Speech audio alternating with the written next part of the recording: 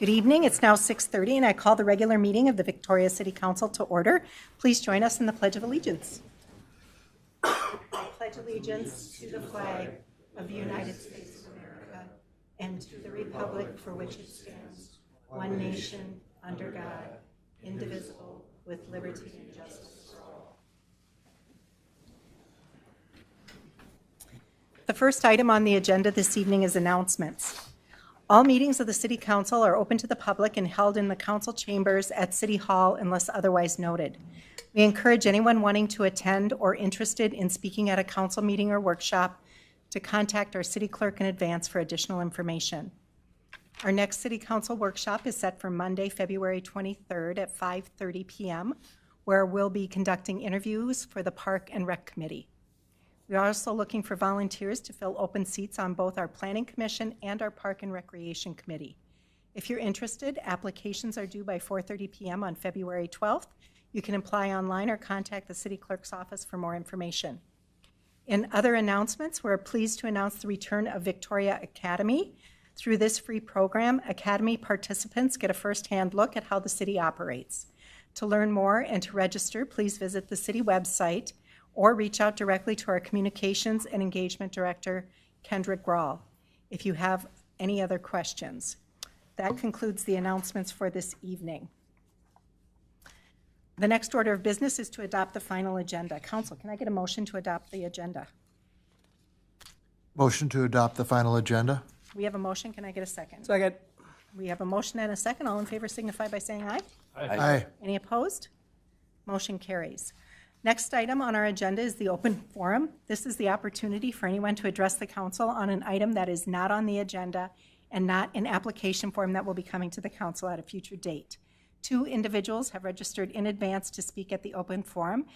Before I ask them to step up to the podium, I want to take a moment and share some housekeeping items for the open forum. Please do not expect any action from the council this evening on your comments.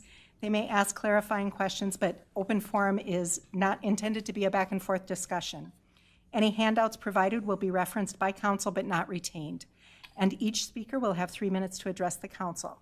With that, I'd like to welcome Eric Hansen from Southwest Transit to the podium. Mr. Hansen, welcome. Good evening, Mayor and members of the City Council. I am Eric Hansen, the CEO of Southwest Transit. This is my first opportunity to speak in front of you, although we've worked with Dana and her staff, for a few years now. I just have kind of a few really quick slides, and since I don't have a ton of time given your rules, if you can give me maybe another minute or two. Beyond that, I want to give you a quick update about the activities of Southwest Transit and a little bit of information about our partnership.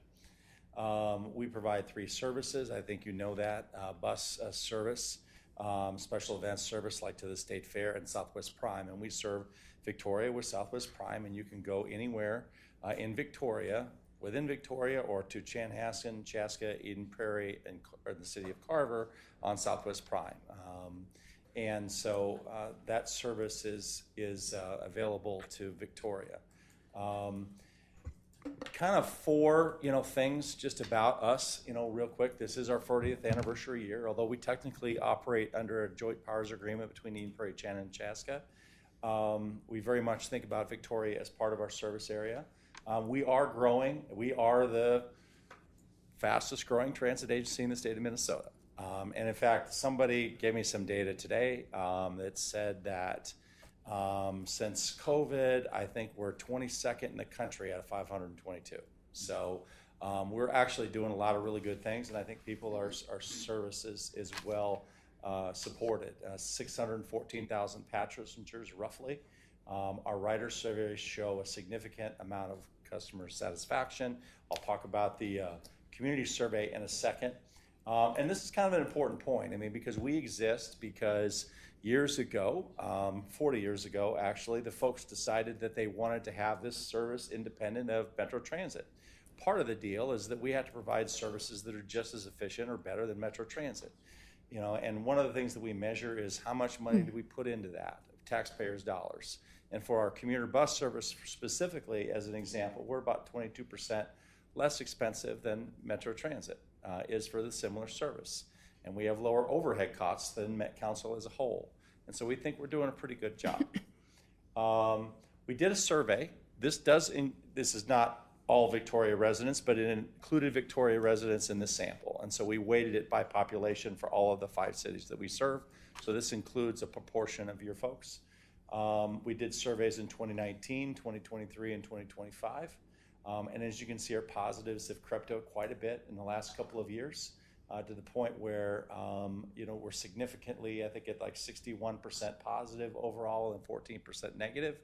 For a transit agency, that's super good. I'm going to guess your city surveys are probably a little better because people love living here, but for transit, these are superior numbers. Another quick question that we ask on the phone survey that I wanted to let you know about is sometimes people ask, well, what do people want? And a lot of times I go to places like last year I spoke to the Victoria Lions Club and I asked them a question and said, well, how many of you taken Southwest Transit?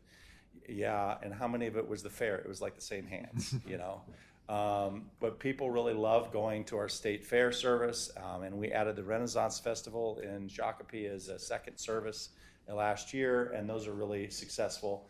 And we're really spending a lot of time leaning into those kinds of things too. Here's a little bit of information about Victoria specifically. So last year, about 2,000 people took a ride from Victoria to somewhere, about 60 within the city, and about 1,700 people took a ride back. And so we serve, roughly 4,000, folks last year with the service in the city of Victoria. A little bit of information about this. You may have heard that the Carver County Commissioners and us, we have been working on a countywide mobility study. And it's looking at opportunities for connections and transit. And so that there's a tax, you might recall, 3/4 cent sales tax that was passed like 3 years ago at the state legislature. And we're working with them to utilize some of that money to help pay for some of these services, specifically in the city of Carver. So I know you budget a certain amount of money for this service. Our hope is in the next couple of months that the Carver County Commissioners will support using some of that 3/4 cent sales tax money that they receive for services in Victoria so that you don't have to. In addition to that, that study also contemplates some connections to Prime to Waconia as well, which is, I know, a destination that a lot of folks from Victoria go to. And so we could see some expanded service in Victoria at no cost to you in the next few years. The last thing I want to mention real quick, and I'm not going to go over every single bullet here, but last fall you already passed a resolution, which we really appreciate, of support for Southwest Transit. There are a few people in the state legislature that think we should be part of Metro Transit again. It's been 40 years, but they have a difference of opinion. It's always about money, right? Because they see what we're doing here and think that money could be spent somewhere else. And ultimately, we've also been advocating for some additional sales tax. And so we appreciate your support and as a city council for our efforts to continue to maintain our existence, I suppose you could say, and provide service, as well as to get a fair share of sales tax monies that we all pay into at this point. And with that, I think I'm a little over 3 minutes, but I sped through it as fast as I could, Mayor. Thank you. But I'm happy to answer any questions if you have any. Perfect. Thank you so much for that Sure. presentation. Any questions from council? None for me, Mayor. All right. Very good. Keep up Thank the you good so work. much, Mayor and Thank you. Council. Thank you. You betcha. All right. Next, I'd like to welcome Carl Runk and the team to the podium. Mr. Runk. And team. Member. Welcome. Hi, Please Mayor. state your name for the record. Thank Carl you. Runk and the council. I'm with Josh Ortmeyer, who is VP of Construction at our construction partner on Downtown West, SW Group. And as you know, you passed and we executed an early start agreement. Thank you for that 2 months ago. And we wanted to give you a really brief update on progress, despite the cold weather, but there were some warm stretches. We got some things done. Josh. Yeah, thank you. Welcome. Josh, please state your full name for the record. Hello, Josh Ortmeyer, Thank you. SW Group. So, yes, thank you, Carl. Thank you, Council. So yeah, we started the development site about 8 weeks ago. Started removing the trees. As most of you have seen, it's about a 12.5 acre site just to the west of town here. We started early December, started removing the trees, started moving off dirt. We have moved a total, if you want to go to the next slide.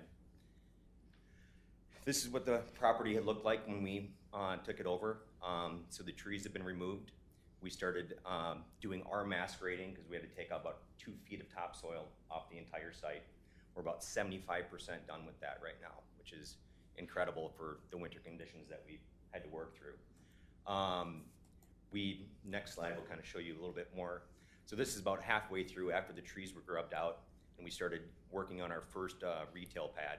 That's the brown spot of soil that you guys see in that slide. And then if you go one more, so this is progress. This is with pretty much half of the topsoil removed. We did have a lot of fill that we had to move in. We've moved about 35,000 cubic yards so far and have about a surcharge of 20 feet down towards the Highway 5 corridor. If you go one more, you can see where we're at as of yesterday. So we're, like I mentioned, 3/4 of the way through the site. Very excited about the progress that we've made here. We feel it's going to be a great addition to the community, and we're excited to be a part of it. Great, thank you so much for the update. We appreciate that. Any questions, comments from council on that? All right, very good, thank you. Thank you. All right, is there anyone else in the audience that would like to address the council this evening on an item that is not on the agenda and not in application form that's coming to the council at a future date? Seeing no one, we'll now move on to our next agenda item, which is the consent agenda. Items on the consent agenda are routine, administrative, and do not require deliberation or are housekeeping items that are required by law. Consent agenda items are approved with one vote unless someone requests an item to be considered separately. Ms. Hardy, does staff wish to pull any consent items for separate discussion and vote this evening? Thank you, Mayor. Mayor, members of the council. Yes, staff would like to pull number 5.6, the approval of Downtown West Purchase Agreement, Options Agreement, and Downtown West 3rd Edition Development Agreement. Council, any items that council would like to see pulled for separate discussion and vote? Is there anyone in the audience that is looking to pull something from the consent agenda for separate discussion and vote this evening? All right, clerk, please let the record reflect that item 5.6 has been pulled for further discussion. Council, can I get a motion for the balance of the consent agenda, please? Motion for the balance of the consent agenda. We have a motion. Can I get a second? Second. We have a motion and a second. All in favor signify by saying aye. Aye. Any opposed? Motion carries. Now on to item 5.6, which was removed from the consent agenda for separate discussion and vote. I understand our Community and Economic Development Director, Jen Brewington, would like to speak about this item. Ms. Brewington, the floor is yours. Yes, thank you, Mayor, members of the council. For transparency purposes and because of the project's scale and the long-term benefits that it provides the community, we just wanted to pull some information together to highlight the city's financial participation in this project. So just some quick background here. The site has been identified since the early 2000s as a key opportunity for downtown expansion. In 2016, the City Council adopted a downtown master plan establishing a mixed-use vision for the 13.5-acre property. Over the years, the city conducted extensive public engagement, including workshops, surveys, outreach at community events, and implementation began in 2022 with Phase 1, which included the approval of the 145-unit Olivine apartment building along with supporting public infrastructure. Later on, Brian will go through a little bit more project details. After consulting with the city's financial advisor and legal counsel, staff determined that the city's participation does not qualify as a business subsidy under Minnesota statutes listed on the screen. While the city is providing participation in the project, such support does not require a business subsidy under the applicable law. However, I do want to note that this development is creating jobs, public places, and public infrastructure, which a subsidy usually would require. The developer has proposed a multi-phase development, and within Phase 1, delivering all public infrastructure necessary to serve the entire project, ensuring the site is fully supported from the beginning. In addition to the core infrastructure improvements, Phase 1 includes construction of 4 commercial buildings for retail, restaurant, and civic uses, along with the central public plaza designed to serve as a community gathering space and anchor for the development. As part of the agreement, base rents for the commercial spaces are capped at $25 per square foot for restaurant space and $30 per square foot for retail space.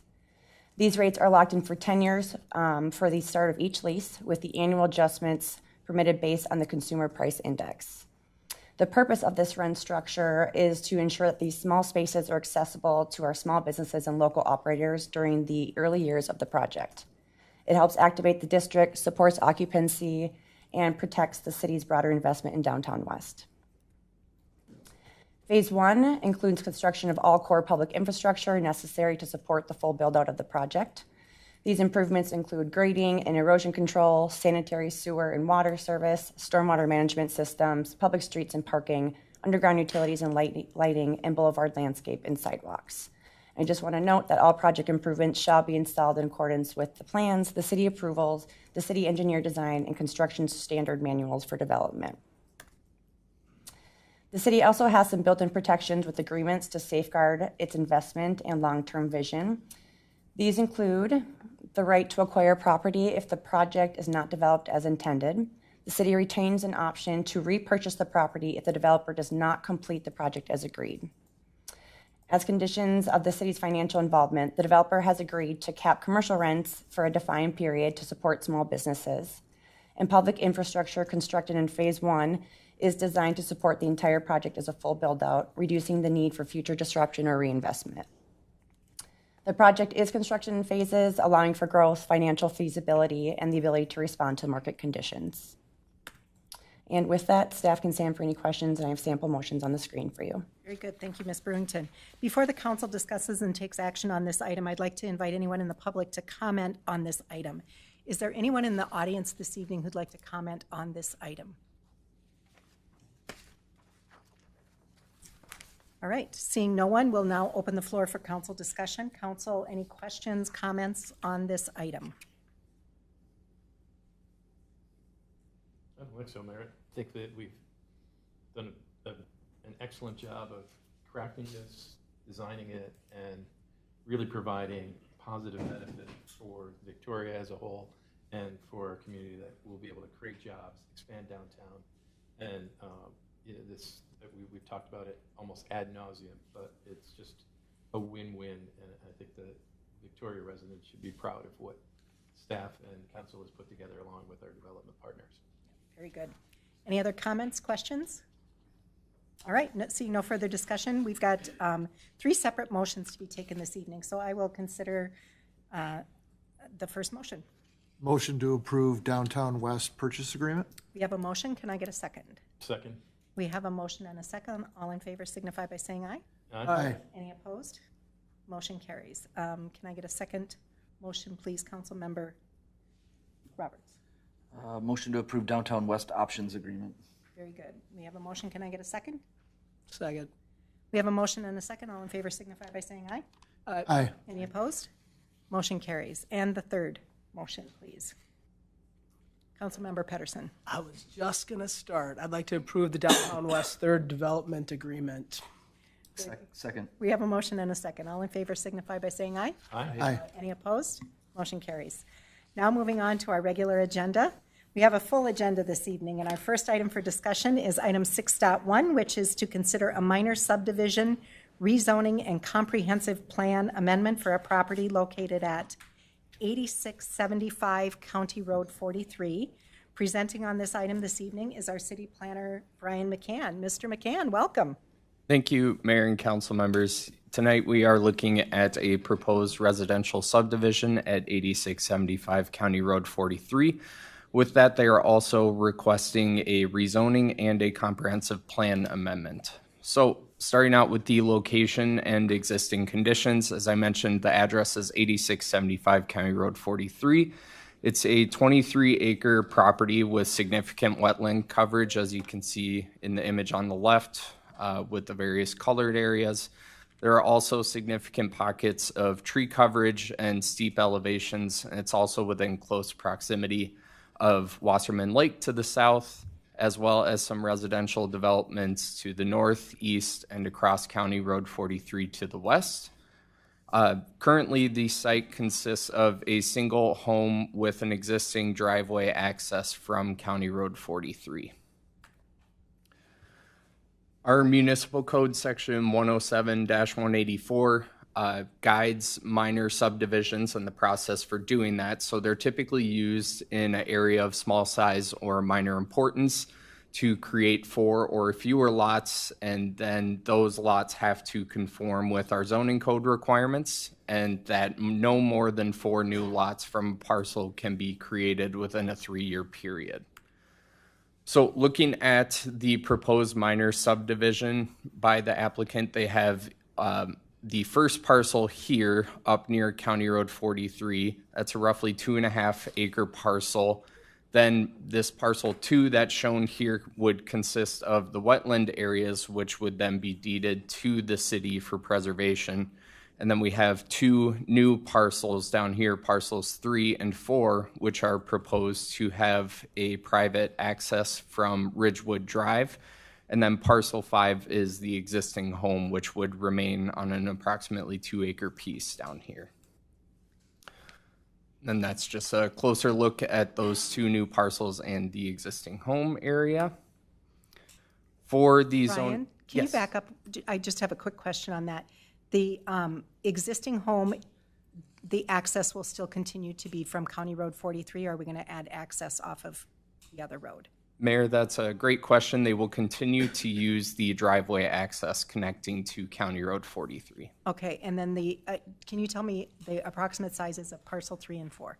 Yes, those are each 2 acre parcels as well. Very good, thank you. For the zoning and comprehensive plan, it's currently zoned agricultural, so to subdivide like they're proposing, they need to rezone to our R1 low density district. And it is also guided in our comprehensive plan for low density as well, so they would need a comprehensive plan amendment for a lower density. Right now, they're proposing 3 units on about 3.75 acres of disturbed area, so that comes out to about 0.8 units per acre. So they are requesting that comprehensive plan amendment, which I'll discuss in the future, but that area is only relative to the properties that will be utilizing city sewer and water. Looking at the lots themselves, though, the proposed bulk standards are vastly exceeding our minimum requirements, so staff doesn't have any concerns about complying with the minimum requirements of our R1 low density district. But going back to that comprehensive plan amendment, as I mentioned, this is the approximate area of disturbance. These 3 homes would utilize city services in some fashion, which is what the Metropolitan Council looks at when they're looking at the sewer extension. So these 3 areas need to meet the minimum density requirement. In this case, they don't, so they're proposing to use the conservation residential that has been utilized in the past for environmentally sensitive areas. So that is subject to your review and approval tonight. And then just a note that's not on the slide here, this does require a supermajority, so we would need at least a 4/5 approval for that this evening.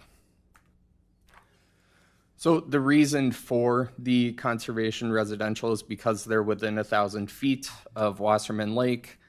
They are proposing lots that meet all of the minimum requirements for the Shoreland Overlay District, including that 20,000 square foot minimum lot size, the 125 foot minimum lot width, and the maximum 25% impervious. They also aren't proposing any impacts to steep slopes or blufflands, and these will be custom graded lots to try to do as minimal tree clearing or grading activities as possible.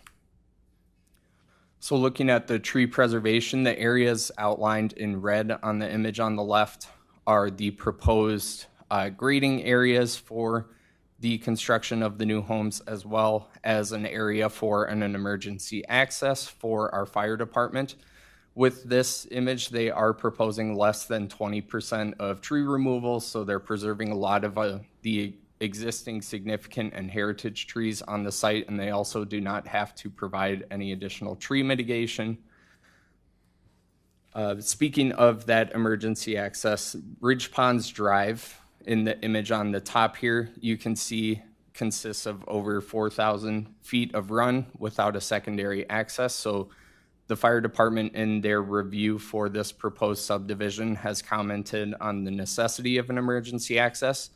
And Ridgewood Drive was always intended to extend out to County Road 43 in the future. So as part of that proposal, the applicant has provided an emergency access which would be gated and only used in the event of emergencies. With this, they're also requesting some slight reorientation of that emergency access. This 90-degree curve is just too much for our fire apparatus to handle. And then also increasing the dimensions of the private hammerhead turnaround as well. Ask a quick question there. Sure. So we'd be using their essentially existing driveway for emergency access to this other neighborhood. Correct. Thank you. Moving on, looking at their proposed private hammerhead that I mentioned, you might be able to see it here. It's kind of shaded very lightly, but that would only service the 2 new homes coming off of Ridgewood Drive. Parcel 1 would also utilize that existing driveway going down to 8675 County Road 43. And then there were some comments being passed around at our group discussion last week about the potential of a public cul-de-sac here instead of a private hammerhead. So we are still exploring that option. We've got some time with the comprehensive plan amendment process to figure out some of those details. So that's something that might come back in the future. And then with this, we would still require parkland dedication. This does result in 3 new single-family homes and 1 existing single-family home that has not provided parkland dedication in the future because they're not platted lots. So our code would require less than 1/5 of an acre for that. It's likely that a cash fee in lieu of land would be provided for that. And then just as I mentioned, they are not exempt. They would still have to provide parkland dedication because they're providing additional impacts on our parklands. So for the wetlands and stormwater management, they are subject to the MCWD's rules and regulations. We do anticipate some impacts to wetlands based on the topography of the area out here, so the applicant will need to continue working with the MCWD on this. And then, as I mentioned earlier, that parcel 2, the large one, that would be dedicated to the city for preservation of those wetlands. And then looking at the site's utilities, I'm going to break this down parcel by parcel because it kind of gets confusing. Parcel 1, the one closest to the county road, they are proposing septic and well for that lot. The reason being is because utilities are available to the north, but the engineering doesn't work to get them to serve a property here. There's too steep of an incline to make it work. So they are proposing septic and well for this parcel 1. Then looking at parcels 3 and 4, the 2 new ones with the private hammerhead, those would both utilize sewer and water services. The sewer currently sits further south, kind of near the existing home at 8675, so the sewer would have to be brought up to service those 2 new properties, but water is available on Ridgewood Drive for them to utilize.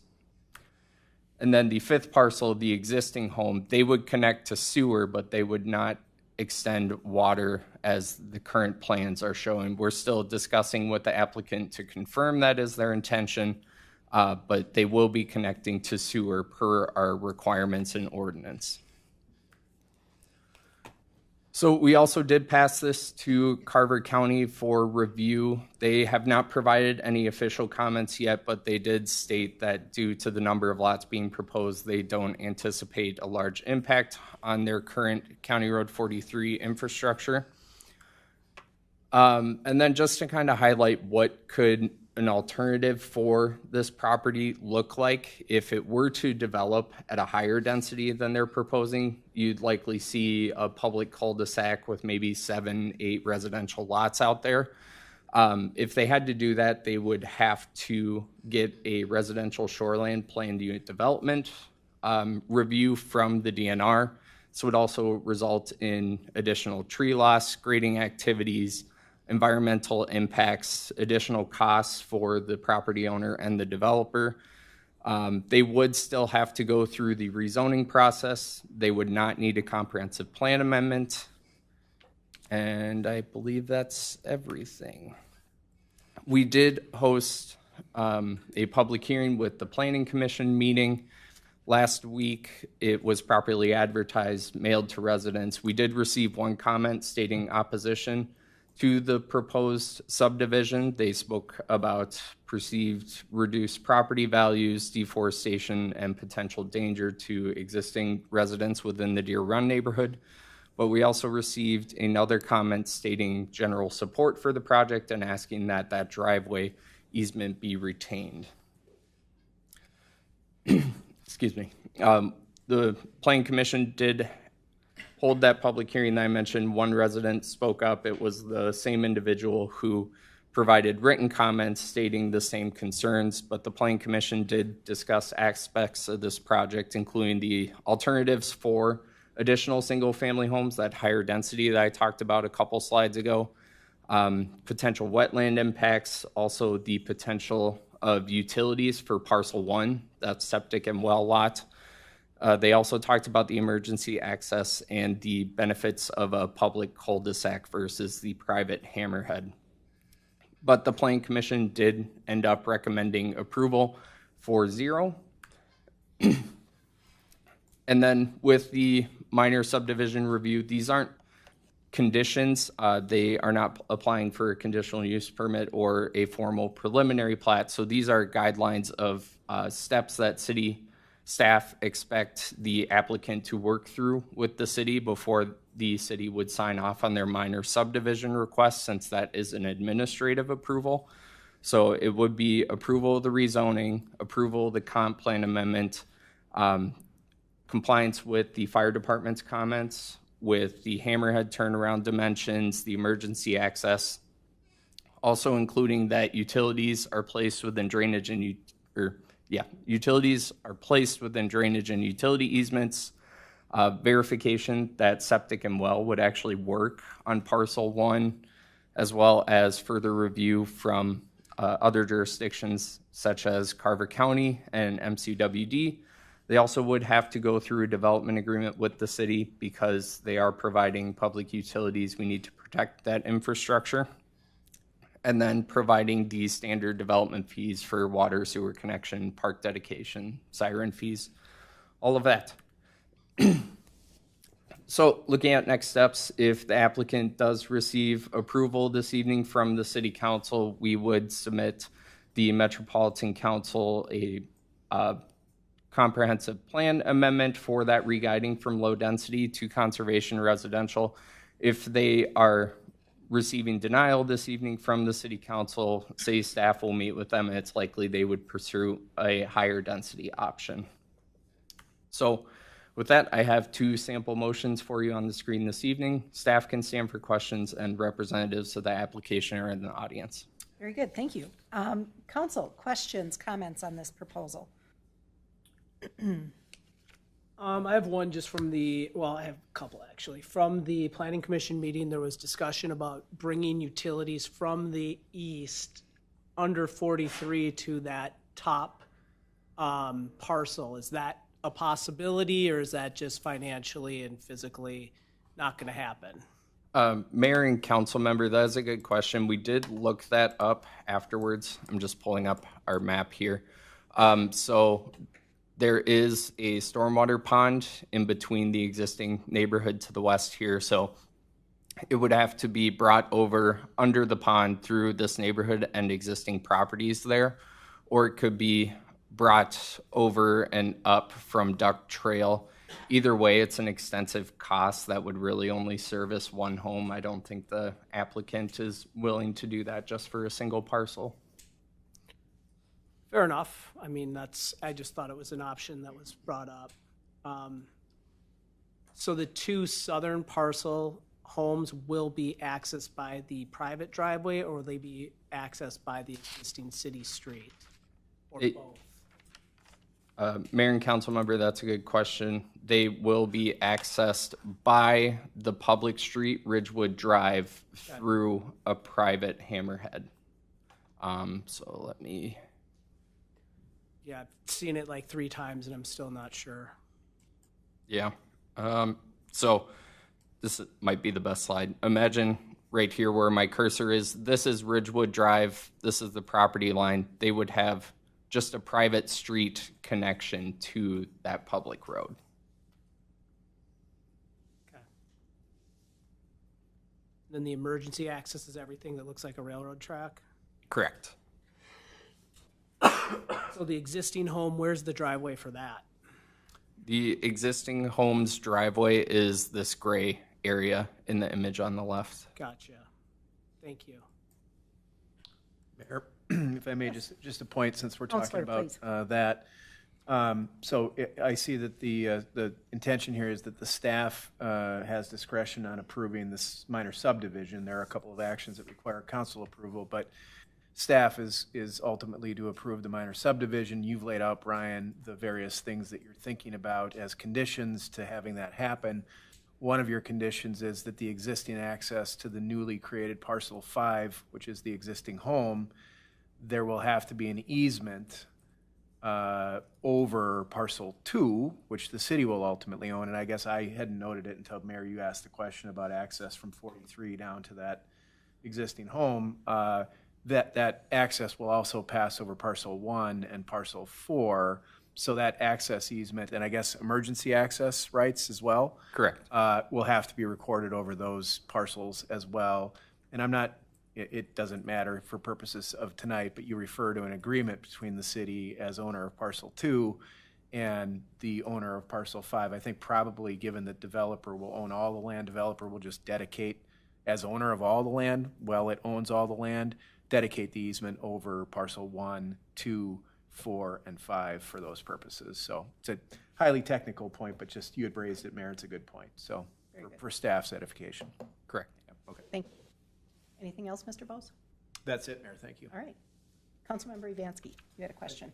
Just from the view that you had of the existing road, the driveway access to the existing home, is part of that driveway also on the adjacent property to the west of it? Mayor and council member, that is correct. I believe they have an agreement with the property owner just to the west for that driveway location. Okay, so if we're going to be potentially running emergency vehicles down that,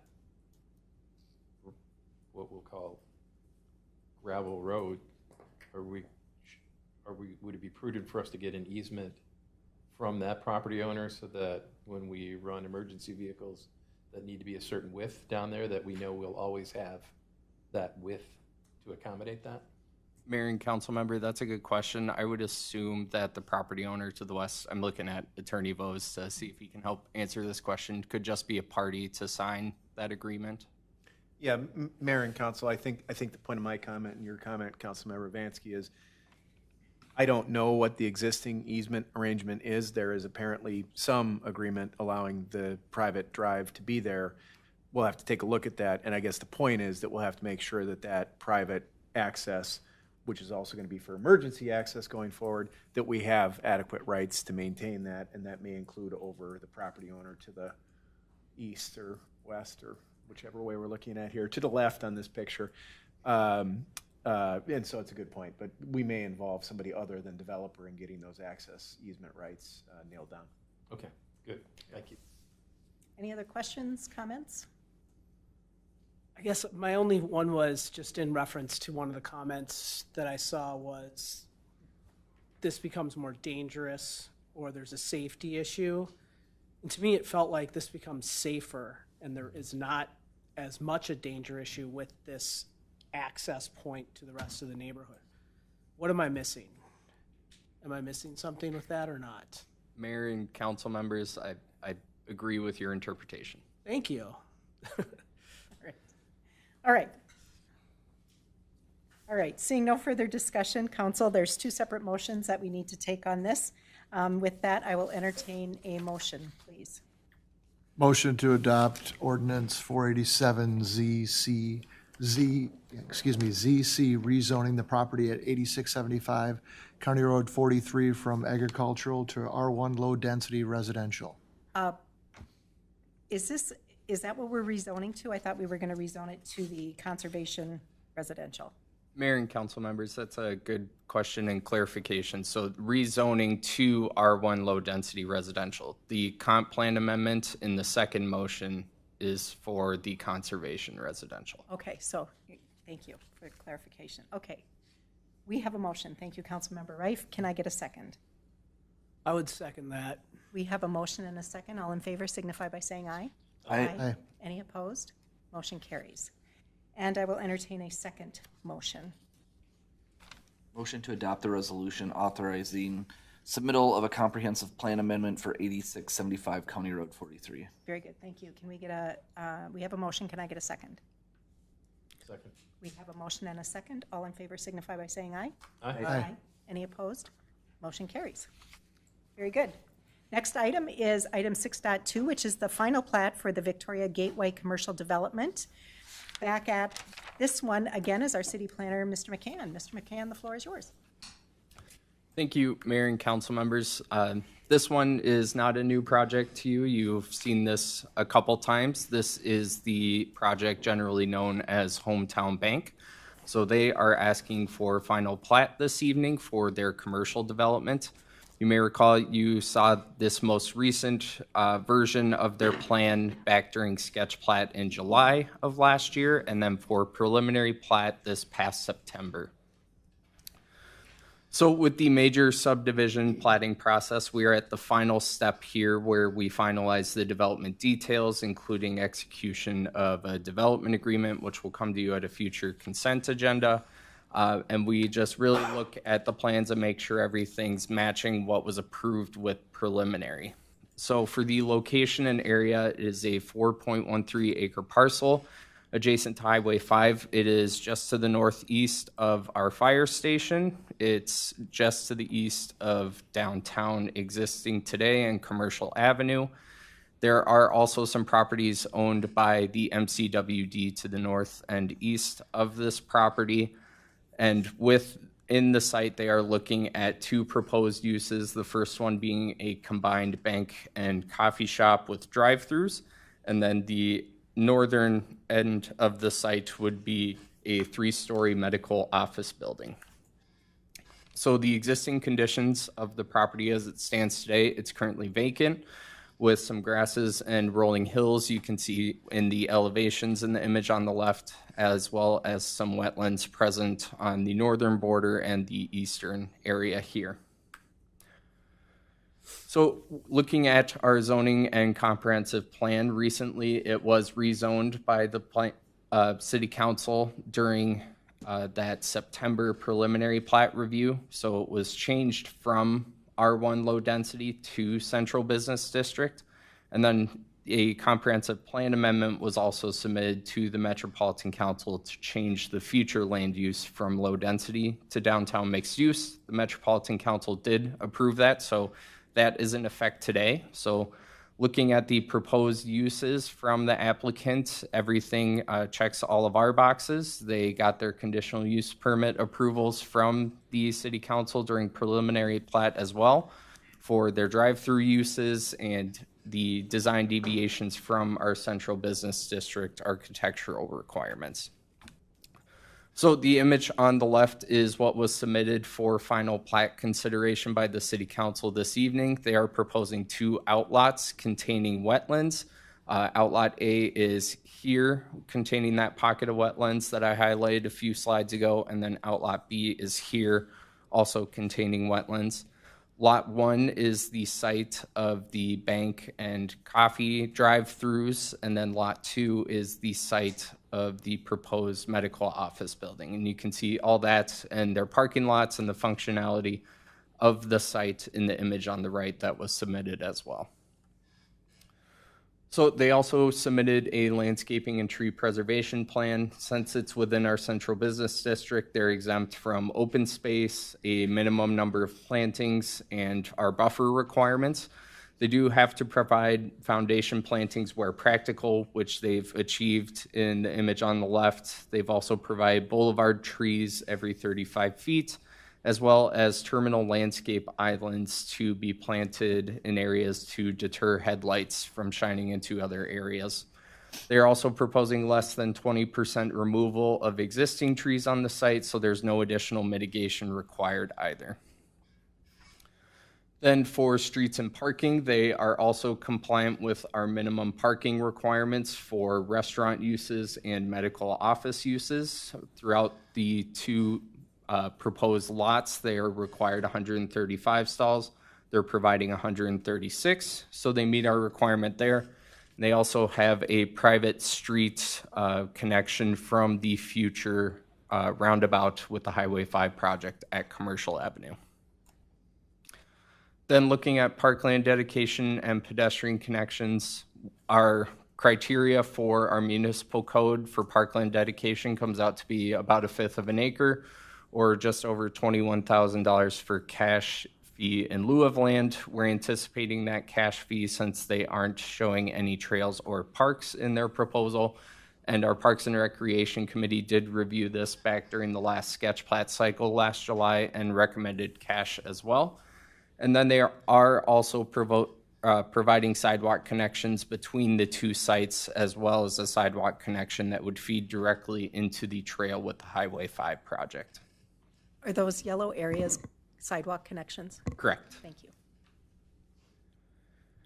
And then the wetlands and stormwater management, it is subject to the MCWD's rules. They are proposing minor wetland impacts, which were anticipated given the conditions of the site, so they are working through those with the MCWD. There is also a private stormwater basin on the north end of the site that the property owners will maintain in the future. And then just that outlots A and B, as I mentioned earlier, will be dedicated to the city for wetland preservation. So with that, I have some suggested conditions of approval for the city council to consider this evening that were included in your packet.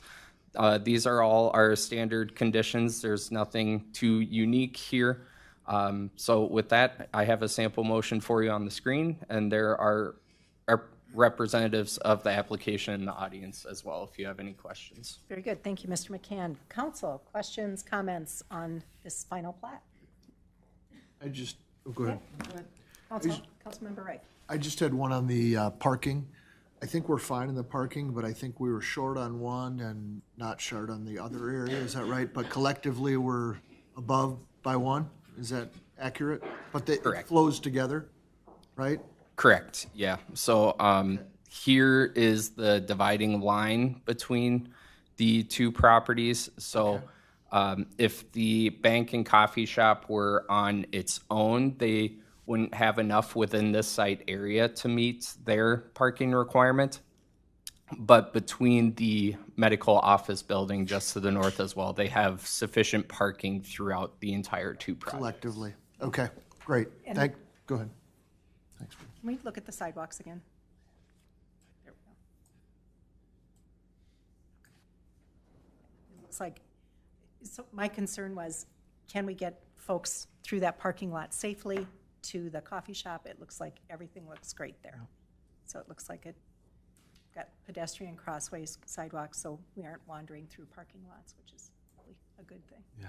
Will the sidewalk that's going to the to Highway 5, will they extend that as far as and then 5 will the trail or sidewalk that's there will come to it, or will they have to finish that after the highway after the Highway 5 project is done? Mayor and Councilmember Roberts, that's a good question. I should have highlighted a little better. So this sidewalk connection actually goes right up against a trail that they've shown in the plans, just a lighter color. So it actually will feed directly into a trail that will be constructed with the roundabout. And then can you remind me, because we've talked about this a lot, I feel like, right? So and I know at one point the medical building was maybe in the future, will these be built at the same time? Is there going to be a delay in the medical building? You know, are they going to build the Mocha Monkey and the bank first and any sort of delay in the medical building? Do we know that? Mayor and council members, that's a good question. I'm looking to the project team. I'm getting a head nod. Does that mean that they will be constructed? Come on up to the podium. Come on up to the podium so we can question you properly. Please, state your name for the record, My name is please. Ryan Seiler with Headwaters Development, the developer. And the answer is, in a perfect world, we construct them together. That may or may not happen, but if that doesn't happen, the bank will go first. And if the bank does go first, then we will construct the parking needed to handle the bank along with it to satisfy that requirement. And we're also coordinating with CS McCrossin and Bolton and Mink right now, just on their timing, so we can understand our timing. For the Highway 5 project? Correct. Okay, very good. All right, any further questions? And then is there any update? I guess you might not be able to answer, but like what might be in the medical building at this point? I can't answer that Okay. right now. Okay. Are you only considering a medical building use, or could it be something different? The intent is to keep it as medical office Okay. right now. We'll take that. Okay. All right, other questions, comments? Just a quick question. So Yeah. would we contemplate in our development agreement, this is where we would have the covenants or hooks, so to speak, to ensure that lot 2 is going to have the adequate parking built out, even though the building may not get done at the same time? Or breaking your perfect world scenario, right? So Yeah. I'm fine with that being a covenant. I think that would be pretty customary and Okay. standard. staff, are we okay with such an action? Yes, Mayor and Council Member Avansky, we can certainly put that into the development agreement. My last question is just right, so it sounds like if they're not in conjunction, the bank and Mocha Monkey building will be built first. When in a perfect world, when would that be open? Well, I think in a perfect world, and I'm looking at Not tomorrow. Mr. Orth, but I don't think they really want to open until the Highway 5 reconstruction is done. So in a perfect world, they're completed at the same time. Okay. Let's hope for the perfect world. Right. All right. Council, any other questions? Mine was only on staging. It sounds like you got that covered with Bolton and Mank and everyone else, so, because there's going to be some possible start and stops just based on their construction traffic and shutting down the roundabouts and things like that, so. Yeah, coordination like will you be got key it. on this one. Sounds like you got it covered, so thank you. I guess I do have one other question. Yeah. Councilmember Does staff have any concerns about, obviously, there's one entrance into there. Is there any concerns about if the medical building is constructed later, construction equipment coming through while the public is also trying to get through there to get their coffee and do their banking? Mayor and Councilmember Roberts, that's a good question. We are thinking about that. We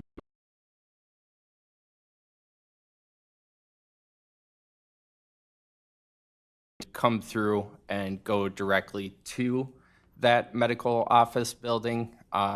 Granted, the coffee site also shares that, but they do have a direct path to get to that medical office site. Thank you.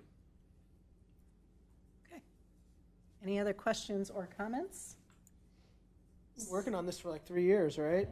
More? We love it when it comes to final plat. This is a beautiful thing. All right, so with that, I will take the first motion, please. Move to adopt the resolution approving the final plat for Victoria Gateway East. Very good. We have a motion. Can I get a second? Second. We have a motion and a second. All in favor signify by saying aye. Aye. Any opposed? Motion carries. Moving on is item 6.3, which is another final plat and reciprocal easement agreement for Victoria Condos mixed-use development. And we're making Mr. McCann work very hard tonight. So it's now back to you, Mr. McCann. Thank you, Mayor. I'm earning my paycheck tonight. You are indeed. So yes, next on the list we have Victoria Condos. This one was previously reviewed back as early as 2022, originally with a 63-unit apartment building proposal. Most recently, it was reviewed this past August with a 10-unit condominium proposal and received preliminary plat approvals from the City Council this past December. So once again, in the major subdivision platting process, we are at the final step here where we are reviewing the final details of the development and coordinating a development agreement with the applicant. Just as a reminder for the location and area, this is right in the heart of our downtown. It consists of 3 parcels totaling 0.63 acres. Only about a third of an acre is the actual project site, though. It consists of the existing 7942 Quamaclet, as well as 2 properties owned by the city for the parking lot just to the north. So as I mentioned earlier, they are proposing 10 condominium units, as well as 2 ground floor commercial tenant spaces and a 3rd showroom space for private vehicle storage. So the existing conditions of the site, as I mentioned, it consists of an existing private garage shown here on parcel 1, and then those 2 lots dedicated to the city parking lot consisting of existing 43 parking stalls. There are also utilities available along Tower Boulevard and Quamaclet for this site. So here's a rendering that was submitted back with the preliminary plat of what the building could look like at build out. Going through each level, this is the proposed garage consisting of the 21 residential stalls available with that private driveway down to access the garage from Randy's Way. And then moving up to the ground floor, these are the 2 commercial spaces as well as a lobby for the condo users and the final showroom space with the access to Quamaclet. And then levels 2 and 3 would consist of 4 units each of condos. So 4 units on level 2, 4 more units on level 3. With those sizes ranging at about 1,300 square feet to 2,200 square feet in size. And then the 4th and final level would be a rooftop amenity space as well as some private storage lockers for the condo users and those last two condos on the very top floor.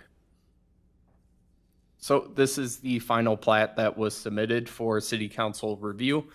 They are proposing 2 outlots, Outlot A to the north here adjacent to VIX just to the north, and then Outlot B here containing that city parking lot and those compact spaces that they had proposed with preliminary plat. And then Lot 1, Block 1 would consist of the building. And these areas that you're seeing here in front would be portions of dedicated right-of-way to the city for future maintenance in front of the building for the sidewalks. Then for the zoning and comprehensive plan, it's currently zoned Central Business District and guided downtown mixed use. Based on what they are proposing this evening, all those uses comply with the zoning and the 2040 comprehensive plan.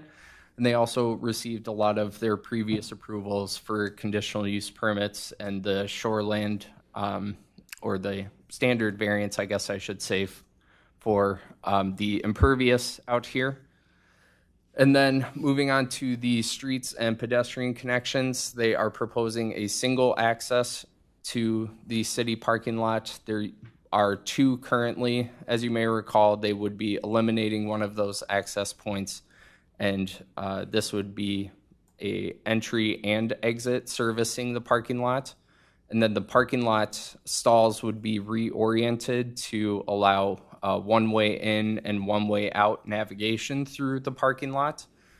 And then this is the private driveway down to the garage from Randy's Way. They are also showing concrete sidewalks throughout the east, west, and south sides of the site. There just isn't enough space on the north here to make that work, but they do have an available connection here for any of the parkers in the compact stalls. So then looking at the parking, we have, as I mentioned, 43 existing stalls within our city parking lot. the total parking proposed with this project comes out to 83 total stalls. 20 of those are underground in the garage available to those condo users. They also have one additional space down there for the showroom use. And then they also have 17 available spaces for the retail as required and 3 stalls dedicated for that showroom use as required. So in total, there's still an available 44 public stalls remaining for the project. Moving on to signage, lighting, and architecture, the past submittals that were reviewed were compliant, but signage permits will be required when the building is actually constructed and they're ready to put signage up. And the review of the building met all of our minimum architectural requirements in our central business district. And then the landscaping and tree preservation aspects that were submitted with the project, they are required to have boulevard trees every 35 feet unless exceptions are granted, as well as placing foundation plantings, but they are exempt from our typical central business district requirements. And then they are proposing to remove more than 20% of the existing trees on the site, so they do need to mitigate that. They are proposing to contribute to the city's tree fund for the missing amounts in 129.1 inches of cash in lieu of replacements. Then looking at park dedication, they would be required to dedicate about 1/5 of an acre or 21,000 in lieu of land. That was calculated per our municipal code section for parkland dedication, but commercial projects less than 1 acre are exempt, so the ground floor commercial and showroom spaces were not counted in that requirement. We're only looking at the 10 condo units here. They aren't proposing any parks or trails because they're in our downtown. We have lots of great park amenities already down here. So they have to meet the MCWD's rules and requirements for stormwater management. We don't anticipate any wetland impacts based on the size and location of the site. They do need to install some BMPs in accordance with the MCWD's requirements. And then just a note that we talked about at preliminary plat, the current stormwater out here is not captured, treated, or rate controlled, so the installments that they would be placing would actually improve the stormwater quality out in this area. Then for the site utilities, as I mentioned, there's sewer and water available. They are proposing to utilize those existing services on Tower Boulevard and Quamaclit. Our engineering staff did have some minor comments, but nothing atypical from what we usually see for a similar project. And then talking about the reciprocal easement that was included with your packet tonight. So you may recall during the preliminary plat discussion, there were some concerns about ownership of a portion of the north lot line adjacent to the city parking lot and the implications that could have on building construction. So as a condition of preliminary plat approval, the city council required that city staff work with the applicant to find a creative solution to how this could work where the city retains ownership, but the project team has what they need to get the project done and get the building built. So we came up with a reciprocal easement. I guess I should say the applicant came up with one and brought it to the city. City attorney has reviewed it. Staff has been working with the applicant on this. We do think that this satisfies the requirement and is able to get the project done. So with that, I do have some suggested conditions of approval for consideration by the City Council this evening that were included in your report. 2 of those being unique or different than what you would typically see. We would just want to finalize a staging plan because this is a sensitive area within our downtown. We want to make sure that the construction traffic is going to be routed accordingly, and then that the applicants and the city shall continue working on that reciprocal easement to finalize the details of that. So with that, I do have 2 sample motions for you on the screen. Staff can stand for questions, and I have a representative of the application in the audience as well. Very good. Thank you, Mr. McCann. Council, comments, questions on this final plat? Well, I'll start out. Yeah, Councilmember Rice. In general, we've come a long way. I mean, this, coming from 63 units to 10 units, it fits in Victoria, and it looks great. So I think we've come a long way. I do have a question. These are owner-occupied condos, right? Not rentals? Okay. I'm getting a nod, correct, from the audience for the folks viewing at home. All right. Other questions, comments from council? Well, we know where we know where we're going with this, but for me, it's just how the parking's laid out. We've removed all of the various permeable surface area. We've squeezed the lot spaces. We've reconfigured them, and we've tried to essentially squeeze them in here. We put 2 dually pickup trucks in there, and they'll be taking up 2 spots. And then we're underparked. Are we missing an opportunity here is my thoughts on providing more parking. We required an easement on the back end of the structure so that at some point in time we can put a parking deck or ramp in this location. I'm just curious if we're missing an opportunity to do it right now. My thought is we hold up this development if we start having this conversation. And, we're at final plat here. This feels like the 11th hour. Yeah. Well, I know, and I've been bringing it up since August, and I'm just curious if there's any other things that we might be able to do at this point in time. I mean, it's been talked about a lot longer than that, and I think, right, like, not unfortunately, I mean, there's a lot of different interests, I guess I'll say, and not everyone has come to the table when they needed to, and now we're at the 11th hour, as the mayor said, so fair enough. I think it's something that can be looked at in the future, but I don't think we want to hold this project up for... I'm the new guy, I don't know. No, yeah. Which brings up a good point. And what I'd like to do is take the conversation separately. So let's maybe hang on to that parking thought, and we'll talk about it in reports and emerging issues. Agreed. And then let's take what's in front of us here now, and then we can chat about the parking a little later this evening. Well, I think that we can maybe get some places with this. To address Councilman Petter's concerns about the snugness, I think, of what will be, air quote, the new parking lot.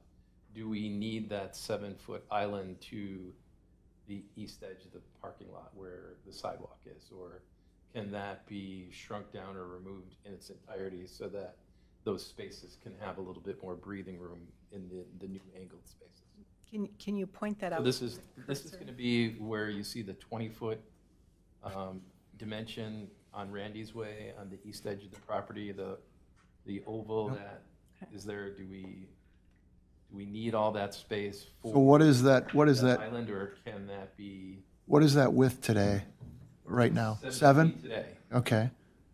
Yep. So can you cut that down or eliminate it altogether, and then, give those spaces a little bit more breathing room to address Councilmember Petterson's concerns about when you start putting larger vehicles in there, there's a little bit more room in there. Mr. McCarthy has gotten to his feet. Come to the podium, please. Welcome. Please I'm state Marty your name. McCarthy with the development team. Right now, it's currently a sidewalk. So you would just be kind of walking out into the street to then get to the Victoria House or whatever. But that's, yeah, I would say it's up to the city. This is the city's lot. It's work we're doing in the parking lot to make that much parking. Okay, so, I mean, I think the answer is yes, there's some possibility to have a little bit more flex there. But if this staff would be wants. something that the city would do because it's our parking lot. Yes. Seeing nods. Okay. And Christian, just to answer your point, we've been designing the building to take into consideration a potential future parking lot at this location.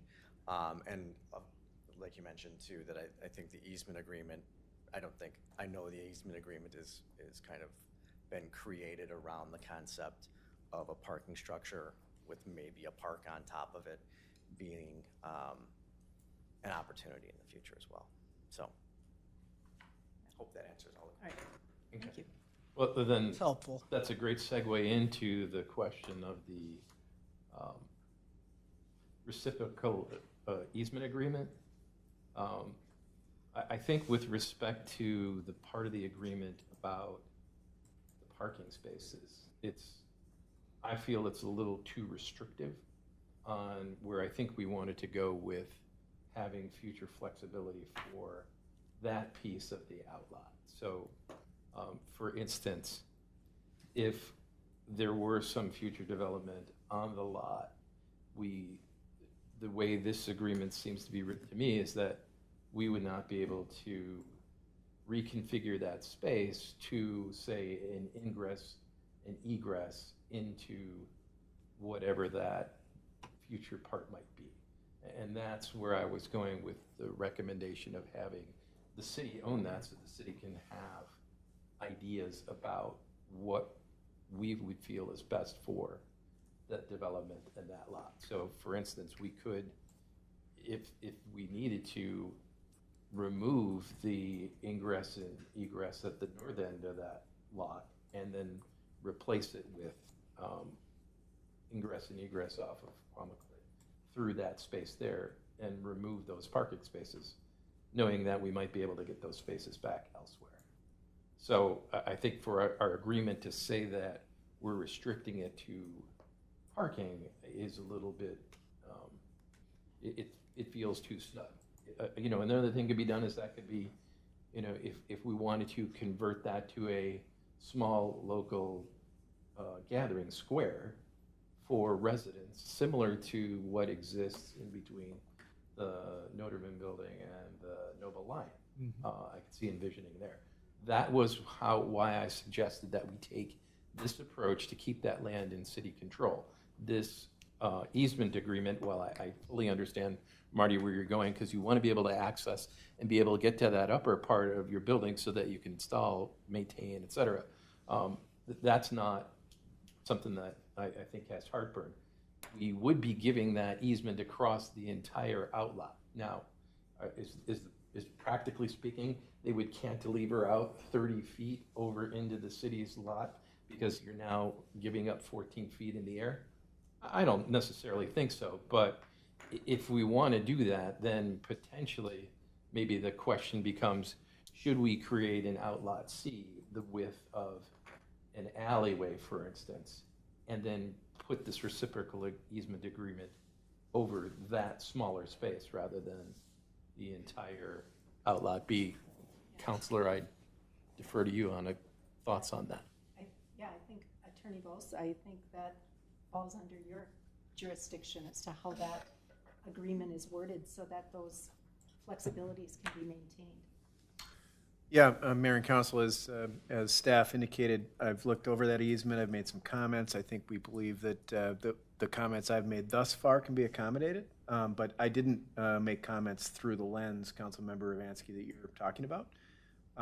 What's contemplated here tonight is approval of the things in front of you, subject to sort of me being satisfied with the final easement. So the intention is to leave some flexibility there. I'd be perfectly happy to have you give direction that if the consensus is to agree with Councilmember Ravansky, I think that could be accomplished without having to create an outlot C. In other words, you could restrict the height issue to a certain portion of what would be outlot B and not the entirety of outlot B. So that can be accomplished conceptually. And then to the extent you want more city control, flexibility over the parking issue, I guess giving that direction, I think we can work with developer to figure that out. But I did not make comments on the agreement with that through that lens. Okay. Well, Council, do we share that lens? Yeah. Collectively? I mean, I think always, preserving our flexibility is always a great idea. And, just in the, I've been sitting around here for, 8 years or something like that now. And just the changes that have come and gone over the 8 years and how the different uses change. And I think we always want to maintain flexibility on our parking lot so that we can do what we need to do to help facilitate any changes in the uses downtown, any development, any redevelopment. So yeah, I'm in agreement with that. I'm in agreement as well with that. Thumbs up. Okay, we got nods all around. All right. Carl, Marty, getting to yes, it's what the mayor likes to say we always strive to do, so. There we go. Thank you, Attorney Vos. I think that between our comments tonight and Brian, you and Jen can parse our comments and figure out how do we get to that mutually. Yeah, Mayor and council members, I just want to jump in here for clarification purposes. The easement here is just this 3-foot strip of area, correct? It's not being proposed over the entirety of Outlot B? Partial Okay. of, Oh, so it's a small, tiny little It's strip. a very small sliver. Got it. yeah. Okay. Okay, so that's not clear from our exhibits that's. Yeah, I should have highlighted that. My apologies. Okay. Well, No worries. and Mayor and Okay. Council, the 14-foot, the height restriction, of course, is over the entirety of the parcel for scenic view purposes. Correct. So I guess that's where I was tracking with you, but yeah, the parking portion is only the strip that's shown here on the exhibit in front of you, so. Yeah, I fully anticipate that the parking lot that sits there today will not look like that in the future forever. So Yeah. anything that we can do to kind of preserve our flexibility as mentioned, we support that. Okay, great. All right. So we're in agreement, okay, thank you. All right. Other comments, questions? Just, I have a question about staging. I know it's being, it's in the,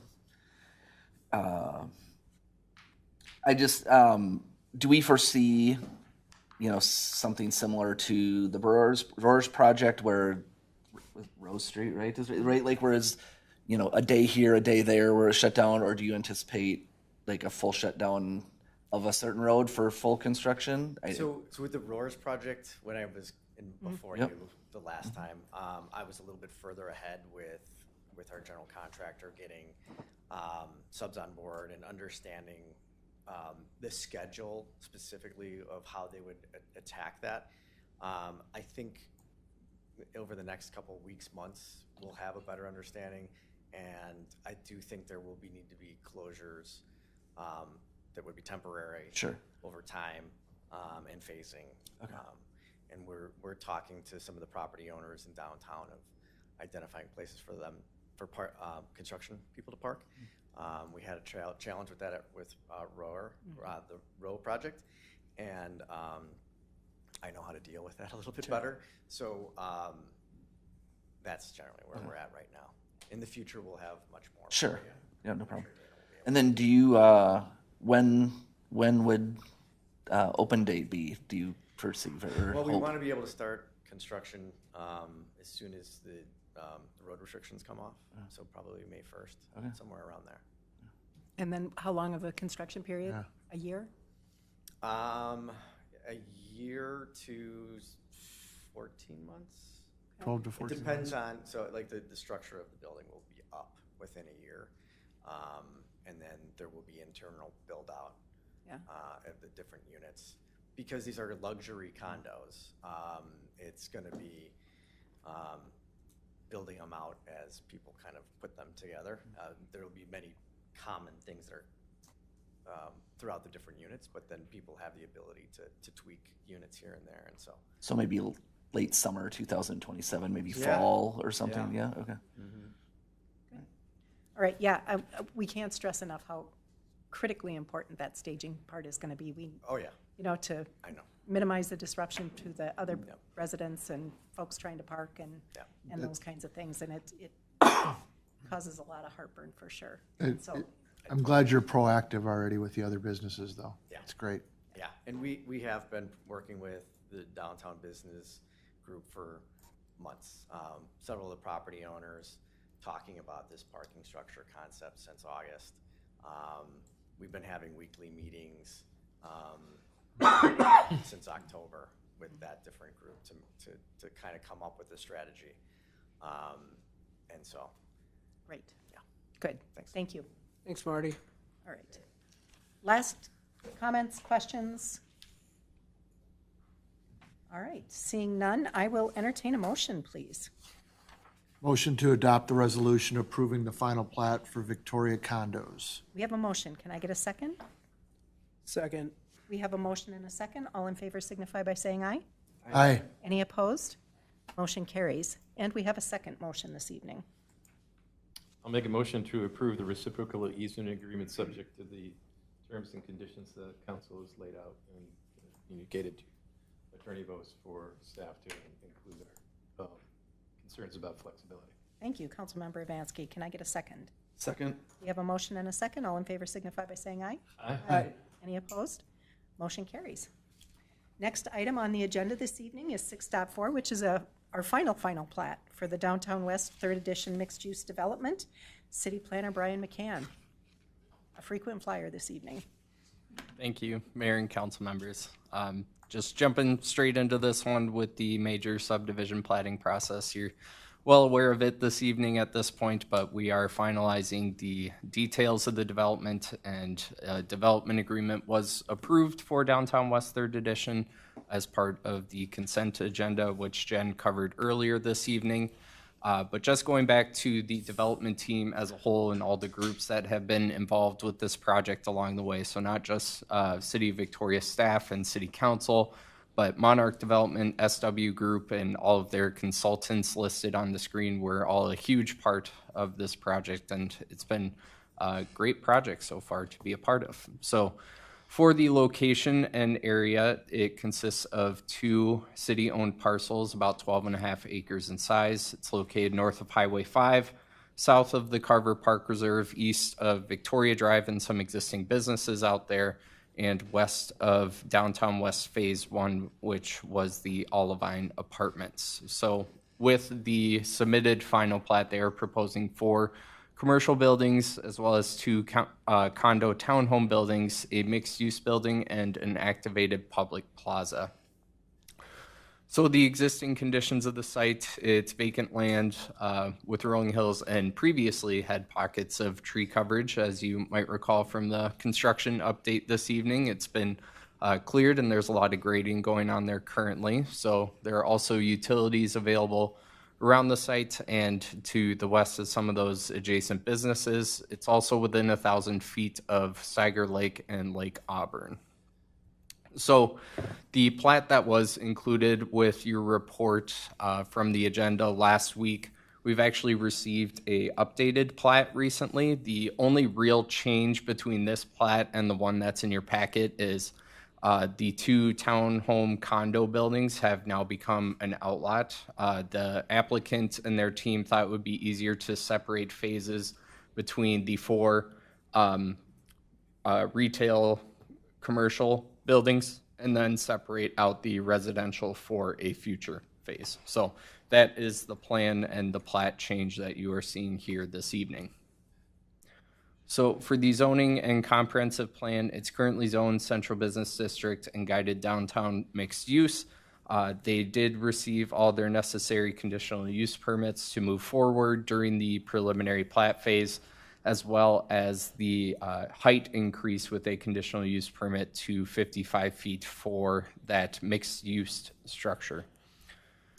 Looking at the landscaping and tree preservation, they're within the Central Business District as well, so they're exempt from open space, minimum number of plantings, and landscape buffers. They have also provided foundation plantings where practical. As you can see in the image on the left, they've got lots of additional shrubs and trees for this site. They are also meeting the required boulevard tree width every 35 feet. And then they have the landscaped islands placed appropriately in front of areas that could impact street parking, which there aren't many areas within this proposed development with parking stalls that would face public streets. And then lastly, tree preservation, an exemption was requested during preliminary plat that was reviewed by the council. And it was determined at that time that they were providing the sufficient number of trees, and they've retained that same plan in the image on the left here. So for streets and parking, they do have a proposed connection from Highway 5, as well as some local collections to the newly constructed Steiger Lake Lane. Those 2 streets are highlighted in green. And then looking at the parking with the anticipated space and square footage and proposed uses that was evaluated at preliminary plat, they needed 210 parking stalls. They are providing 213 surface stalls available throughout this development for the project. So they are meeting the parking requirement as well. And then the future phases, including any residential, are also proposed to have some underground parking to meet their parking requirements for the residential components as well. Then looking at the park dedication and just over an acre would be required for the previously evaluated townhome condo areas and the retail components and everything. So they are constructing this public plaza, which complies with the minimum requirements for parkland dedication. So they've satisfied their requirements for that. And then they also have proposed sidewalks throughout the site, as well as connections to the regional trail, which feeds down into the Lake Minnetonka Regional Trail. So lots of areas for connection out with this plan as well. Then looking at wetlands and stormwater management, it's also subject to the MCWD's rules and regulations. They do show impacts to one minor wetland, which are being worked through the MCWD. And they also have regional stormwater areas proposed throughout this development to meet the stormwater needs for this master development. So they also have site utilities proposed from Steiger Lake Lane that would feed throughout the site and connect to the existing services to the adjacent businesses to the west. And with that, I have some suggested conditions of approval, the only unique one being that MnDOT has to approve the access to Highway 5 as shown, which city staff and the applicant are working through with them. Other than that, I do have one sample motion for you this evening. Staff are available for questions as well as representatives of the project. Thank you so much. Exciting to be getting to the final plat in this project. Council, questions, comments? I think I don't have any questions. I think I'll just make a comment that it probably shows how I'm aged in my tenure with the city of Victoria. If memory serves me correct, back in somewhere around 2009 when I first volunteered when the city had a finance committee, we acquired this property with a land swap with the Three Rivers Park District. And at the time, it almost seemed like this was an administrative blasé kind of thing. Hey, we don't really need that land. We'll get this. We'll do something with it someday. You know, it's almost like it was banked. And look what we've been able to create today. It just shows that when we put our hearts and minds together, we can just really achieve great things. And I've said it before. We so want this to succeed, so we're going to continue to keep the hammer down on driving, you know, just a great outcome. To thank you, Carl, for coming up and showing the public what's happened so far. You know, when you look at just a raw field and now it's starting to transform, this is a great time. And you know, some of the other highlights that the city's going to get from this employment, tax base, it's a great way to demonstrate that some of the typical tools of how development get done don't always work for everything. And in this particular case, we brought some new things to the table. I think the city should really be proud of what is happening for Victoria here. It's going to be a great asset. Yeah, Councilmember Evansky, thanks for pointing that out. And, you know, kudos to our staff and the development team who worked really hard to come up with those creative solutions and bring us a great project. So exciting. Any other questions or comments? I don't want to spoil it. I feel like that was a great ending point, but I had one resident ask about the connectivity from here to the actual Carver Park. So going north from Steiger Lake Lane, is there something planned to be there or not? Mayor and council member, Steiger Lake Lane is under construction, as you know, so we'll have a trail connection there going up to the roundabout at 11 and Steiger Lake Lane, which will then have a trail going north up to the Carver Park Reserve. Perfect. Thank you. Okay, perfect. Thank you. drove Steiger twice last week just for fun. I don't know if I was supposed to, but nobody stopped me. It's drivable. It's is drivable. drivable, yeah. Mr. Runk, welcome back. Thanks for those comments. It's been a great public-private collaboration, and now it's proceeding ahead and living up to the vision that we all created here. When we met with the Three Rivers Park District, they're open to putting up more signage like they have on the trail right now, the Lake Minnetonka Trail, that we could put at Downtown West that would say to Lauer Nature Center, to Monarch Mountain Bike Trails, to Excelsior. So we're going to find a place together, where that could go here as well to direct traffic. And hopefully this becomes a great destination for people, not just a gathering space, but bikers and joggers that could end there as well as downtown Victoria. Yeah, for sure. Excellent. We love how connected that trail makes us to the rest of the world. It's really a great alternate transportation method to get here. We love it. Before you sit down, I just have one quick. I mean, I think the public's excited about this as well, and so I mean, we're just at final plat, so maybe there's nothing to share. But I'm just curious if there's any, do you have anything you can share yet about potential tenants or anything, or no, are we not to that point yet? It's a drip campaign on the marketing side, so we'll announce them as they come. The one thing we can announce is that we have the Dairy Queen property, or former Dairy Queen property, under contract. And so we'll be in front of you again with an application for that property to fold it into Downtown West, which we're excited about. So would that be in conjunction then, kind of at the same time as phase one? Would it be after phase one is done? Or that's our goal. It'll be depending on the market, in terms of absorption of the buildings we're proposing leveling the Dairy Queen that's there today, a vacant Dairy Queen, and putting up a building or two is what we're designing right now with working with the city. And depending on absorption, we would be wanting to proceed right away with that. Yeah. And then when, I guess I've asked this question with all the projects, but when is the hope that this is, phase one is complete and ready for use?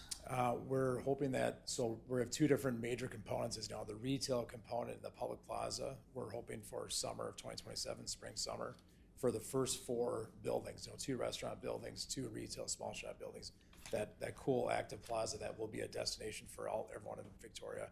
We're open by spring, summer of 2027, and then we're opening a condo, or we're proposing a condo sales center be built, and we need to get pre-sales sufficient for the first condos, the first 50 units, and so our goal there is starting this fall with enough pre-sales and being open a year to 18 months after that.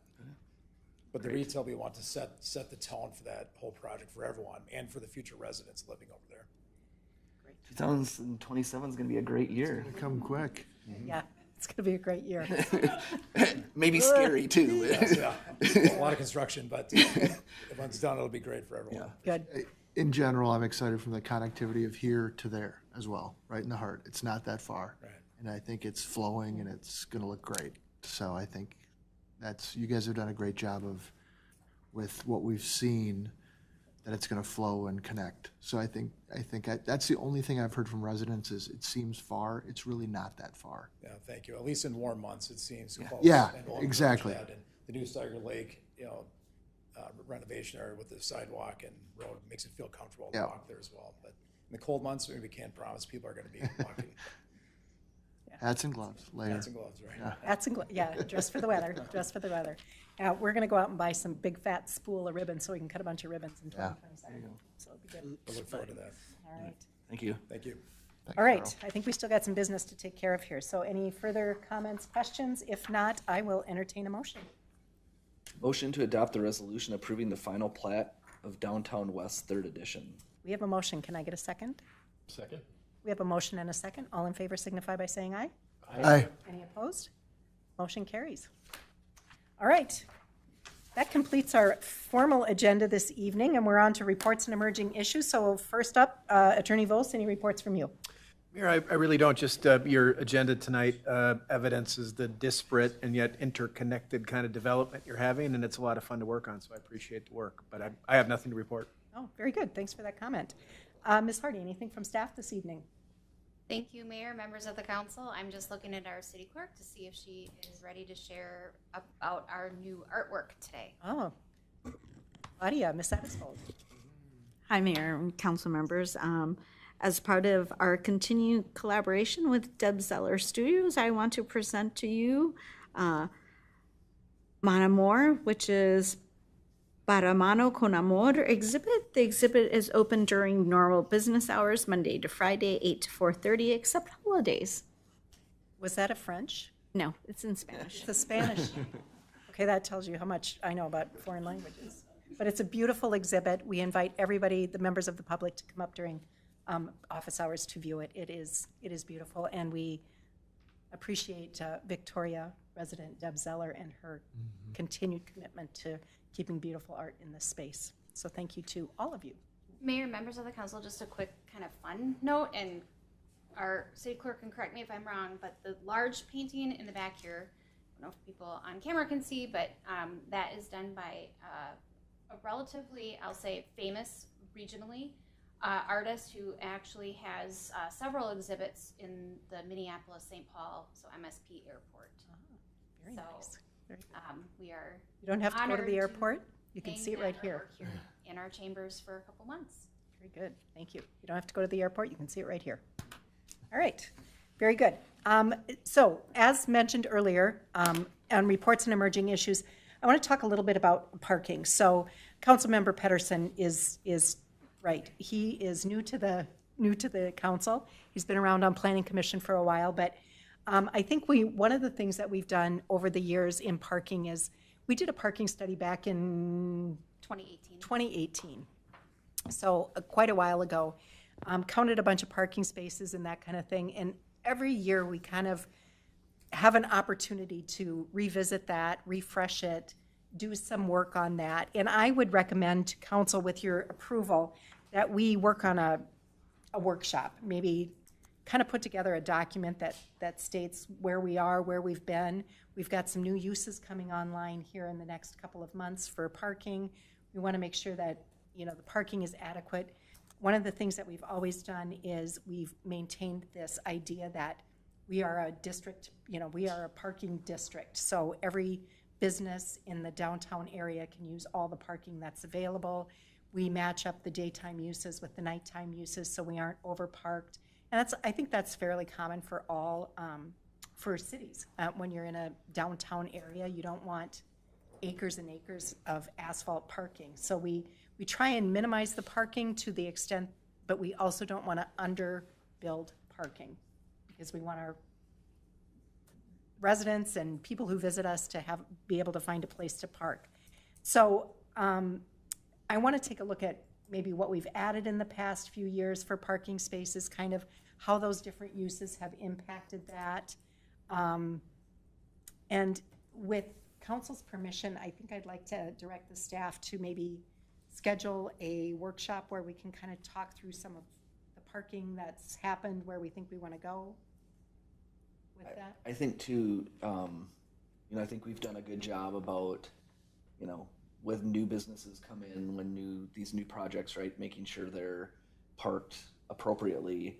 The one area I've heard concerns about now, though, is, with the Victoria House going to be opening again, right? Like, that's a business that has been vacant since COVID, basically, right? So 5 years. So, now that's going to be an additional, I don't want to say burden, but but it's going to tax the parking, and we may be perfectly fine, but those are the concerns I've heard about is how is that, right? Because in that general area, there's not, right? And again, I think this comes back to, is it a proximity issue or is it a parking issue?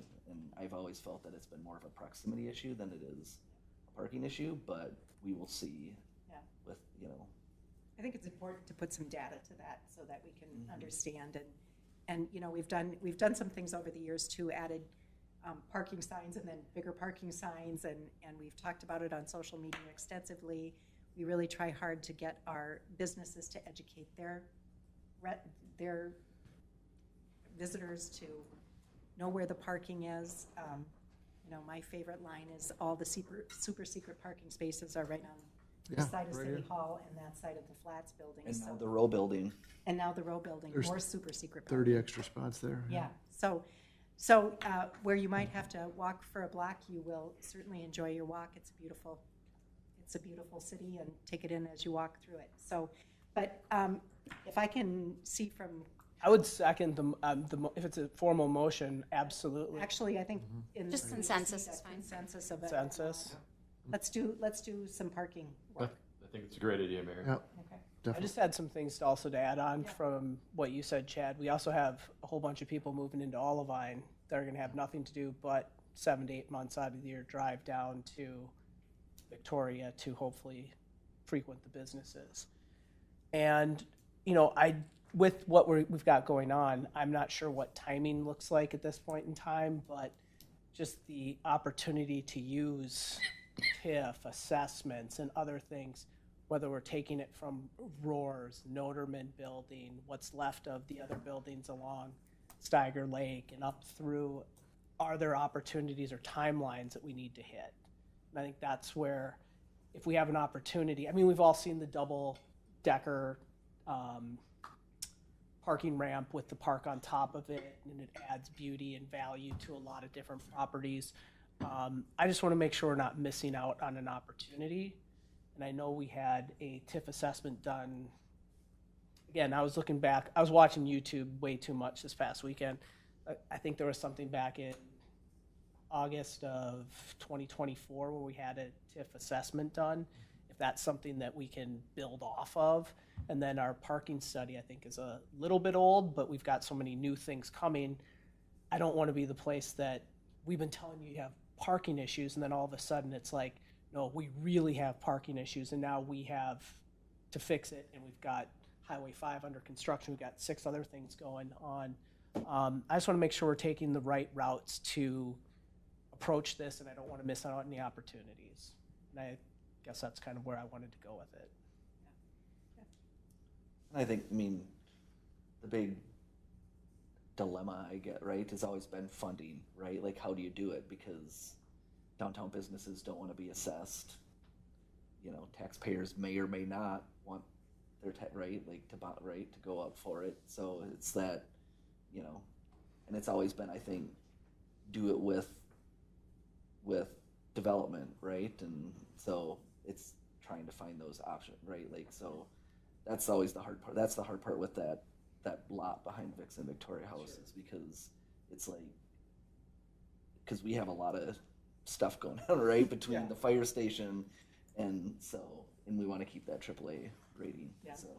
And I also want to shout out to staff who has got a lot already going on too. So we want to make sure we have all the resources we need to do the work that we want to do. So that's not to say we shouldn't talk about it, absolutely, right? But it's just all these things that have. But understanding that something might have to shift. The other thing too, just a quick comment. Victoria's shifting in certain areas, are getting busier than others and all that. So I think, yes, that's a potential spot for additional parking, but there could be another part of Victoria that could also be a potential spot for our center is shifting west. So I think in that parking study and engagement, we should look at options like that and really understand where the residents and the community has those needs. Yeah, good point. Ms. Hardy, I'm looking at you. Do you have what you need to act on that request? Yes, Mayor, thank you, Mayor, members of the council. I just want to repeat back what I think I hear that there's consensus for, and then maybe make just a couple of comments. So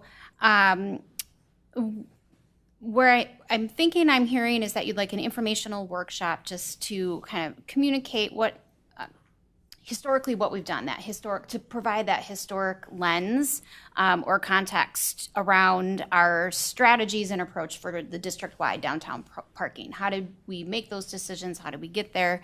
What have we done to address the challenges related to parking, and then the potential impact of utilization. So making sure that there's strategies that we can continue to monitor these going forward. So we can certainly share some information and bring that back to you for a future workshop, and we could probably compile that fairly quickly. So we'll look at getting that scheduled as soon as possible.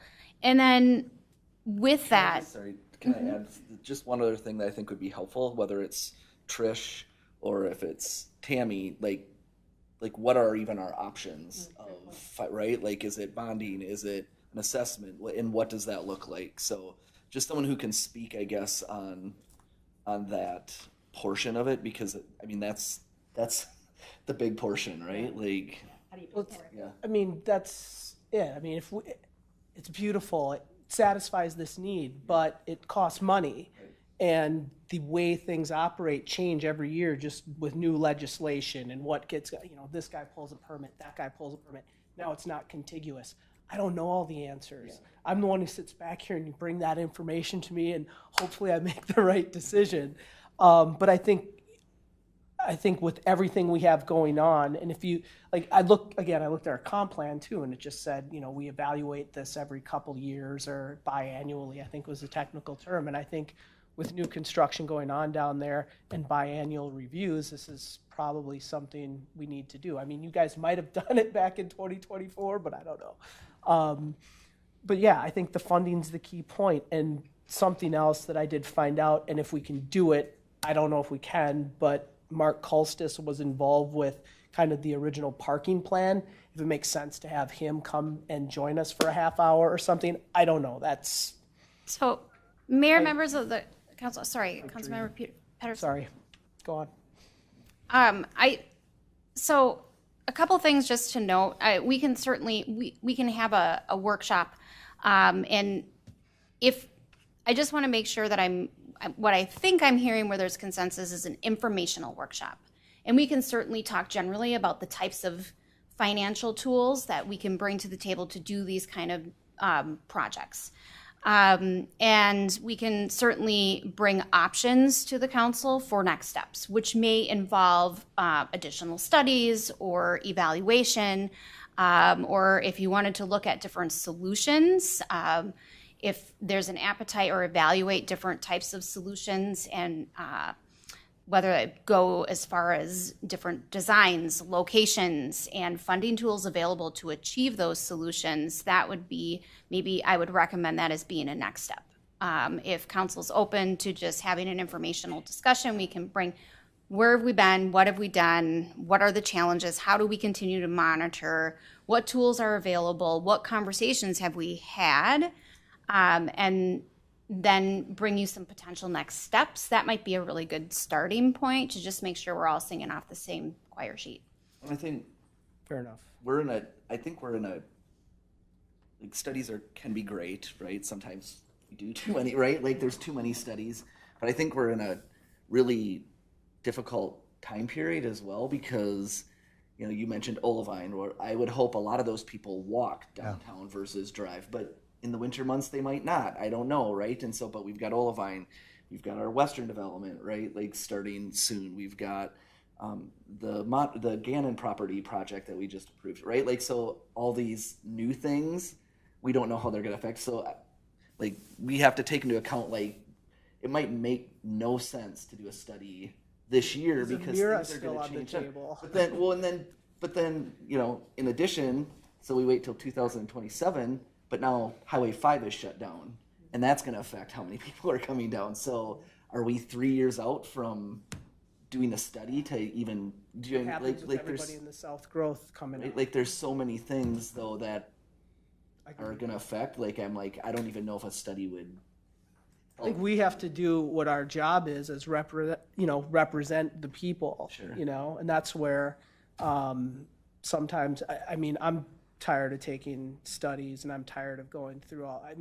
I walked out of Target and had 3 different assessments tell us how we did, and I'm like, I can't answer all of these anymore. So there's some level of we got to make some decisions and do the right thing for the community.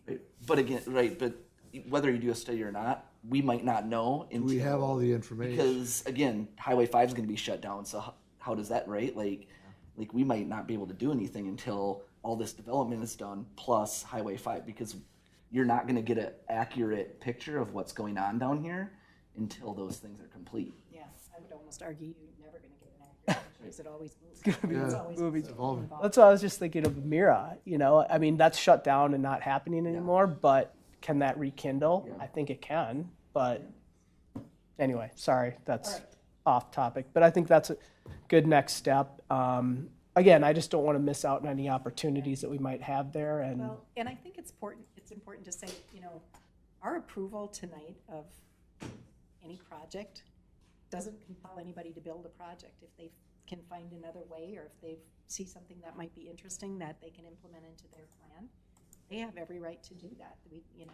We're just not, we're not standing in the way of that, so. Okay. I think we're all in agreement here. Dana, you got what you need for a next step there. We will get that scheduled. All right, very good. Anything else from council? I got two more. Yeah, Pedersen. But go ahead. these will be fun and quick. I had the opportunity to attend the Minnehaha Creek Watershed District annual kickoff 2 weeks ago with Brian, and we were featured as one of the key members of that. Mayor McMillan gave a little talk about how we've engaged with the, you're on videotape, sorry, but so you weren't there personally, but it was great to see how much we were respected by the Minnehaha Creek Watershed District and the other communities for a leader in embracing what they do. I don't know, I kind of felt like a superstar being there, and I'm like, I didn't do anything. And then last weekend, I had the chance to attend the League of Minnesota Cities Next Level Leadership Conference. I haven't written anything up yet for you guys, but I will. It focused on engagement, building trust within the community, leading with empathy, and probably the most interesting part was the disaster readiness, where we had groups from Mankato speak about the floods, and then really impactful and kind of just crazy was a group from Bemidji about the storm that went through last year, where they lost over 1 million trees in the city and over 9 million trees in just in the surrounding area. And just what do you do with all those wood chips? I mean, it was just crazy just to see the pictures and just how they responded. And so one of the things I'll probably address at some point in time, and I think it's there because I think we've responded well to emergencies in the past, but to make sure that we have something in place with Dana and Chief Shoger. So thank you. Yeah, good. Thanks for that. Yeah, the League of Minnesota Cities does a great job for us putting together that. And then I had one other thing. Yes. I'm just going to ask Miss Hardy. I believe it was our ice fishing contest, the fight, right? So I was just curious how it went, how it was turned out. Councilmember Roberts, Mayor, members of the council, I actually don't have any information to share, but I will bring it back for our next meeting, as I have not had an opportunity to connect with our anyone in our fire department yet. So. All right. Is everybody okay back there? I was going to say somebody fell off their chair because it's so boring. Contest. Yes. Well attended, music, 2 hours of fun, a lot of drawings, a lot of local businesses contributed. It was awesome. Awesome. Great. We'll look forward to hearing more about that from Chief Shoger. Good. All right. Anybody else got anything in their pocket that they're remembering? All right. With that, there are no more items to come before the body this evening, so I will ask for a motion to adjourn. Move to adjourn. We have a motion. Can I get a second? We have a motion and a second. All in favor signify by saying aye. Aye. Any opposed? Motion carries. We stand adjourned.